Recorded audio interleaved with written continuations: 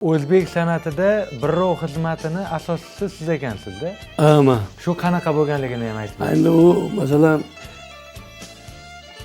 har dahada o'zini anaqalari bor. Masalan, o'zini boshqaradiganlar o'sha sal so'z o'tadiganlar. U tomonda bu tomonda bu bir-biriga tan bermagan. Men u yoqqa borsam, shu yerda o'tirasan. Uni to'y birga bo'lib qolsa, u yoqqa bormaysan. deydi. Unisiga borsa bu yoqqa bormaysan. Shuni bir-birini kelishtirish uchun 1 soat o'tdi bo'ling, 1 soat o'tdi bo'ling, bir-biriga kelishtirgan boshlagan.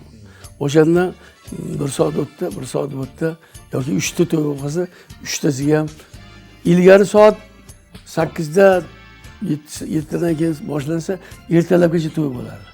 4 gacha. O'sha oshga ulanib ketadi.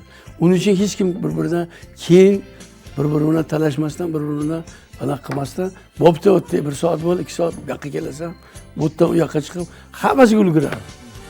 Hammasiga ulguradi. Hammasi hech qanaqa anaqa o'shandan burroq boshlanib ketgan. Keyin mendan keyin o'sha yana sekin-sekin uni olib kelishib, 1 soat bu o'tdi bo'lsa, anavisini ham bu yoqqa chaqiraylik. 1 soat bo'lsin. Shu bilan 2 ta yo 3 ta ko'p bo'lmasdi. Hozir 10 talab, 15 talab. Chaqirib oladi hozir. 4 ta ajratadi, ketib keldi, 4 ta ajratib ketadi. Biz 1 soat, 1,5 soatlab shu o'rtadan chiqmasdan yetib, boshqa qilib boradi. O'shandan boshlangan bir. O'shandan birrov bo'lib ketgan. Hozir birrov deyishadi, nimaligini ham bilmaydi o'zini birrov.